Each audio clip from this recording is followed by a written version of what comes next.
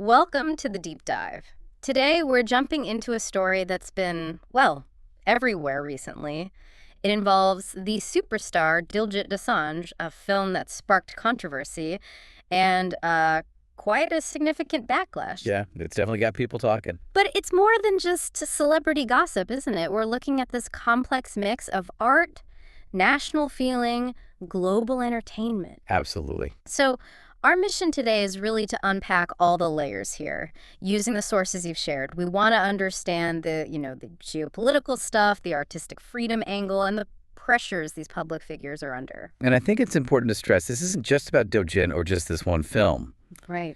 It really throws into sharp focus how quickly things like cinema, soft power, can get caught up in national sentiment when tensions rise. It has some pretty fundamental questions about art crossing borders and what we expect from our cultural icons, especially when, well, things get heated between nations. Okay, let's unpack this then. The beginning, the initial spark, seems to be the film Sardarji 3. What exactly happened there? That's right. So the core issue was Diljit Dosanjh starring in the film alongside Hania Amir, who was a very well-known Pakistani actress. Okay. Now, the key contest here, and Diljit himself pointed this out, is that the film was actually announced and filmed earlier this year. Right, before the recent flare-ups. Exactly. He specifically said it was shot when situations were normal. But obviously that feeling of normalcy didn't stick around. What actually triggered the big public reaction? Well, the backlash really seemed to ignite or at least intensify quite a bit after the trailer came out. And particularly, after the unfortunate events in Pahalgam back in April and then the retaliatory actions that followed, the whole mood just shifted dramatically. And the direct hit for Sardarji 3 was it didn't get released in India. Correct. It was only released overseas. Yeah. And Diljit publicly supported the producer's decision on that, mentioning, the significant amount of money they had invested. Okay, so that film's fate was sealed for India. But the problems didn't stop there, did they? This is where it gets really interesting. What happened next? Yeah, things definitely escalated. The Federation of Western India's Employees, FWICE, got involved, and they didn't mince words. What did they do? They issued a really strong condemnation. Essentially, they called for a ban on Diljit. A ban for collaborating with a Pakistani artist? Yes, they explicitly labeled it unpatriotic. Yep. Coming from a major industry body like FWICE that carries, well, a lot of weight. Wow, that's a strong label. Did they give more specifics, or was it mainly that general charge? From what our sources suggest, it was primarily framed as, unpatriotic collaboration during a sensitive time, a matter of national duty almost. It certainly stirred the pot. And this wasn't just about Sardarji 3 anymore, right? It started affecting his other projects. I heard rumors about Border 2. Exactly. The controversy spilled over onto his next big film, Border 2, which of course is a highly anticipated project. And Border 2 that's a very different kind of film, isn't it? Very different. It's being described as a patriotic film, and it's a sequel to a much-loved, iconic war drama. So the optics there. The optics became incredibly sensitive. You have Diljit facing this unpatriotic label, this potential ban, while being slated to star in a film celebrating national heroes. It created a really awkward situation. Did FWICE get involved with Border 2 specifically? They did. They actually wrote to the producers of Border 2, urging them to drop Diljit from the film because of the ongoing issue. So immense pressure on the producers. But there's been a twist recently regarding Border 2, hasn't there? What's the latest on that? Yes, a pretty significant turn. The ban, specifically for his involvement in Border 2, has been lifted. Lifted? How did that happen? Well, the producers, particularly Bhushan Kumar from T-Series, made a, let's say, very strong appeal to FWICE. Okay, and what was the basis of their appeal? Was it about artistic merit or? It seems it was mostly, well, pragmatic. Their argument was that a large chunk of the film featuring Diljit had already been shot, and replacing him at this stage would mean, huge financial losses, massive, plus significant production delays. So a business decision, fundamentally. It appears so. The FWICE president, B.N. Tiwari, actually confirmed that this financial aspect, the potential losses, was a major factor they considered. So this isn't a full clearing of his name then. It's specific to this one film. Absolutely. It was made very clear this is a one-time exemption just for Border 2. Hmm. His status, the sort of non-cooperation label regarding other potential cross-border projects, that apparently still stands. It sends a very clear signal, doesn't it? It really does. It forces you to step back and think about the bigger picture. Where do you stand on this? Is there a line artists shouldn't cross in times like these, or should art, try to stay above the fray? Yeah, if we connect this to the bigger picture, Yeah.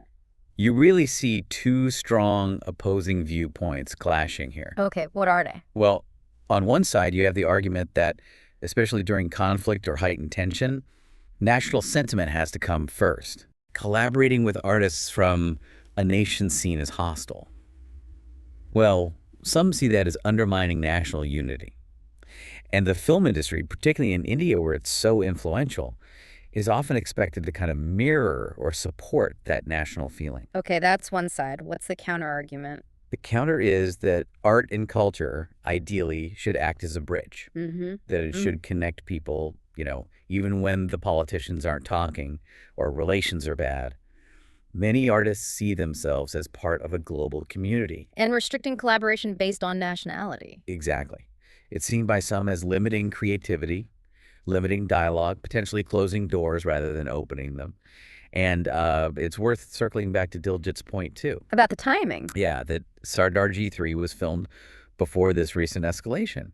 So for some people, condemning it retroactively feels, well, maybe a bit unfair, like changing the rules after the fact. It's definitely complex, and we should mention Diljit did get support from some pretty respected figures, didn't he? Like Nazaruddin Shah and Javed Yeah, Akhtar. he did. Their support, given who they are, it's not just celebs backing celebs, is it?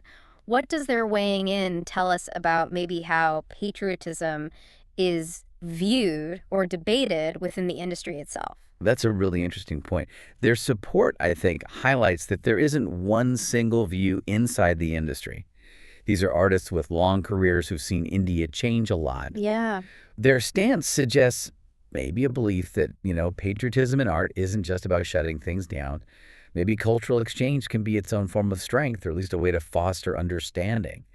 It kind of pushes back against the idea that collaboration is automatically a negative in times of tension. It suggests art's role can also be to, well, connect and reflect something broader. Now, thinking of the impact on Diljit himself, this must be huge. He's this global star, huge following, known for being quite down to earth. Yeah, his persona is very humble. Right. And this whole thing has definitely put him under a massive spotlight. He's had to navigate this incredibly sensitive geopolitical minefield, all while trying to, protect his work, his reputation. It really shows the pressure cooker these public figures live in today. It absolutely does. It's like walking a tightrope, isn't it? National sentiment on one side, artistic choices on the other, intense scrutiny. And what about the wider industry? What precedent does something like this set? Does it change how things work going forward?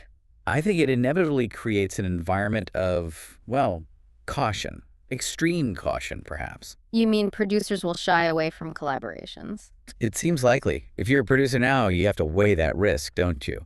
Risking a major investment, facing potential bans or public backlash, versus maybe just playing it safe and avoiding any cross-border projects for now. So fewer collaborations, potentially. It certainly points that way, at least until the political climate shifts significantly. So yeah, many producers, artists too probably, will likely think twice, maybe three times before going down that road. Whether you see that as a necessary safeguard for national interest or a regrettable clampdown on artistic freedom, that depends on your perspective, I suppose. It really is this complicated knot of art, business, and national feeling, all playing out very publicly. Exactly. High stakes all around. So wrapping this up, this deep dive really highlights that tricky balance, doesn't it, between wanting artistic freedom and dealing with very real national sentiments in a world that feels pretty volatile right now. It does. And this raises an important question, maybe something for you, the listener, Yeah. to think about. In a world where public figures, cultural figures, are increasingly caught between their art and national loyalties, What does an incident like this really tell us about the kind of pressures they face? Mm. And maybe more fundamentally, how do you think that line between creative expression and national identity should be drawn in the world of arts and culture today?